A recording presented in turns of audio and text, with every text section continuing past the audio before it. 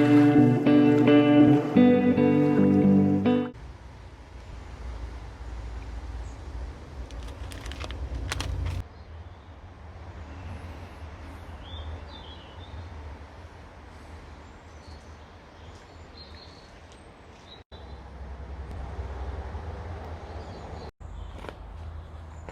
here I am. Cheers. There you go. It's Sunday evening, and I've spent nearly 2 weeks back. I spent nearly 2 weeks in lockdown and in isolation, I should say, rather. And it's all a bit of a mess out there at the moment with what's going on. As I said to you, and that's the reason that I haven't brought any video content lately. Simply, the last thing you want to see me doing things around my house and some of the DIY jobs and what have you. But I have been cutting up a fair few logs since we've been in isolation, and the reason we were in isolation was because my son had caught COVID, and we shipped him off to his girlfriend's because that's where he caught it from. So he stayed down there with her, and he stayed in isolation down there, and we were all tested. My wife, myself, and my daughter Charlotte was tested, and we were tested negative, and we've learned a fair bit about it now, and trying to understand what it's about. Still don't fully understand, but got a better idea about it. But we were in isolation. We had to stay in isolation for 2 weeks, and the track and trace would phone us every day to see how we were, and they would phone all three of us to see if we were okay. And I suppose they were phoning to see if we were here. I suppose, I don't know whether you downloaded the app. I don't know about Big Brother watching you and all that, but it's a good thing. They were really nice phoning up, give you that reassurance that there's someone there for you. We have been told that though my son is he's symptom free, and apparently he's gone past the infectious stage where he can pass it on, so he's been able to return now. So all's good in that respect. Everybody's healthy, and like I said earlier on in the year, I lost my mum through it, and that's not a good thing. It's not a good thing for anyone.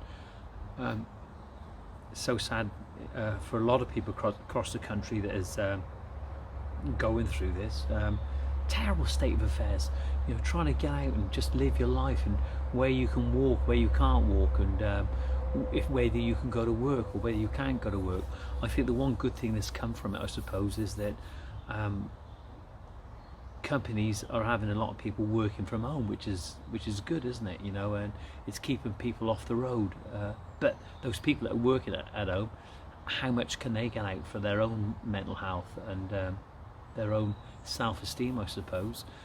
But I suppose when you look back, could sound like Uncle Albert now, but during the war, those people went through hell and high water, didn't they? You know, those are the days when they lived on dripping, and they had all those blackouts, and they had to, and all the lockdowns they had across the country. Here he is now. He's over that side. He's going to say something to me. I don't know if he's going to come in. No, he's avoided me. He's going down there. Yeah, but they went through difficult periods. They were locked down, and they food ration. Well, we haven't been food rationed, for goodness sake. You know, you can get what you want, and you can order online, and I understand that it's nice to get out, but a lot of people don't get out anyway, so I don't know what people's moan about. But who am I to say about other people? There he is. He's all healthy and handsome like his dad. Was you sat in the shop? Sorry? Was you sat in the shop? No? Was it beer in there? No, I wasn't. Oh. No. It's lovely when your son comes and talks to you and shows a bit of interest. No, it's just, you know, we can't make comparisons about the past to where we are now. This is real to a lot of people. But the good thing is, for me personally, that I'm able to get back to work on Tuesday. So I will be phoning 2 customers now to inform them of what's going to be happening, and to let them know. But we were behind with the rain. We had all that rain and that wet weather. It wasn't very good at all, and now we've got this further isolation. So if you are a customer or a potential customer across the country, I apologise, but there's going to be a bit of a delay. It happens with this work. We work outdoors where we're reliant on good weather.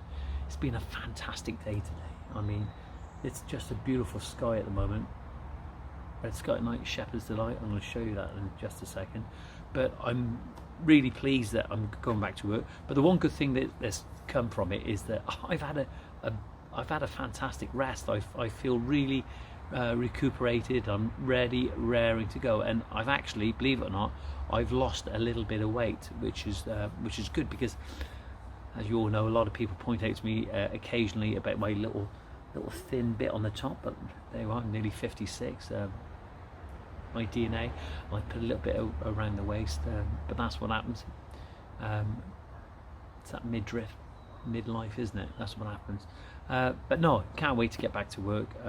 So I'm allowed in on Tuesday, so it's the 12th on Monday. So after Monday I'll be able to get back in, so be glad to get back, start showing you guys some of the stuff that we were doing.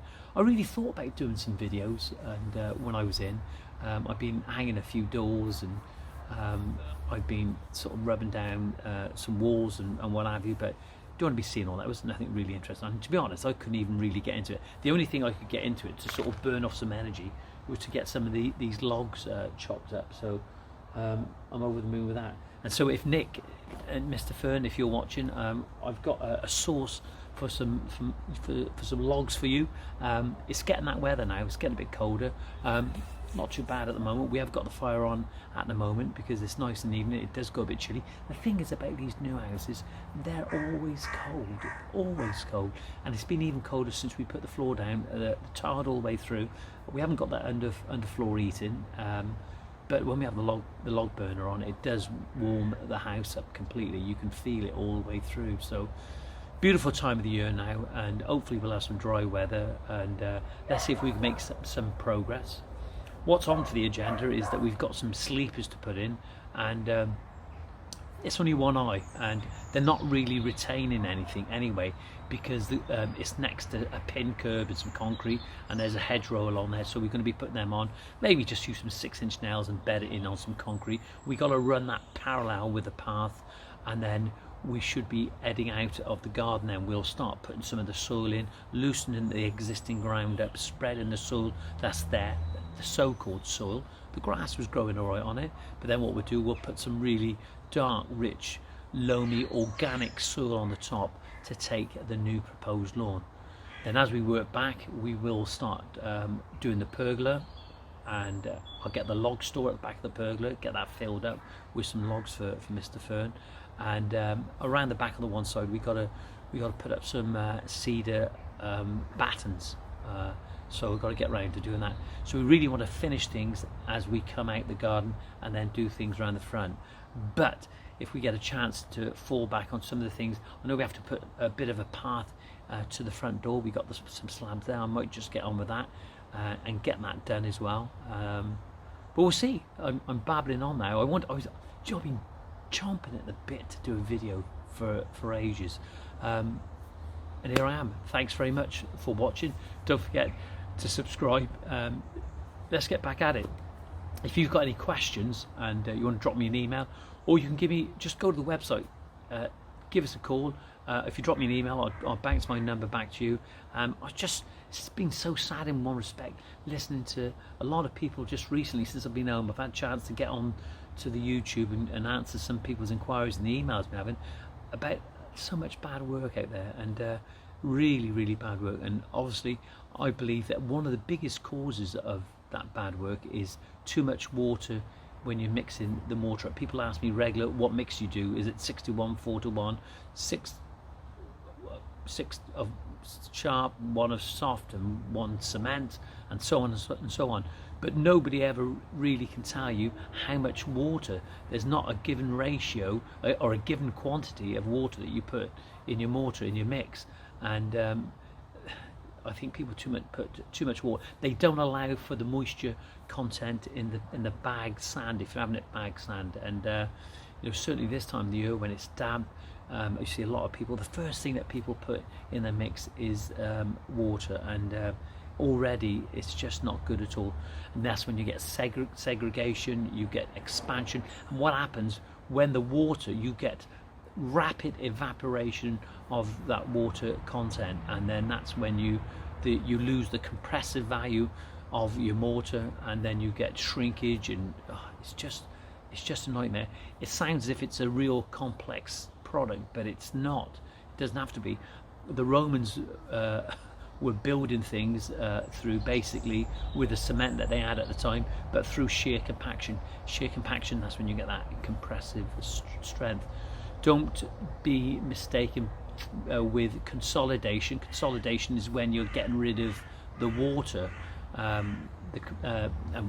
With compressive values, you get rid of the air content. So there's a little bit different between the two of those. So compressive strength is so important. You need it, and priming and slurrying the backs of those slabs is so important. Well, that's it. I must bore you to death now. Don't forget to subscribe. I really appreciate it. I've got to get the rest of these logs in. Stay safe, and I'll see you on Tuesday. Take care. Be safe.